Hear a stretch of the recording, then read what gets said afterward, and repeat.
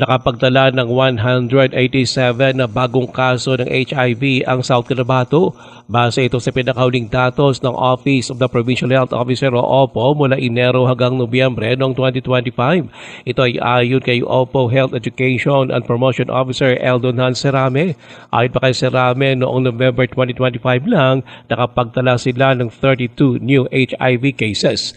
Dagdag pa nito, pinakabatang HIV positive sa lalawigan ngayon ay 3 taong gulang at 60 taong gulang naman ang pinakamatanda. Since nag-umpisa ang aton nga surveillance with HIV/AIDS cases from 1998, for South Cotabato we have 1,412 cases already. No? So madamo na ni siya nga mga kasos compared sa kung sa aton nga population. No? Si OPO Health Education and Promotion Officer Eldon Serame, para mapigilan ang pagkalat ng HIV, pinadalakas ng OPO ang kanilang Information Education Campaign.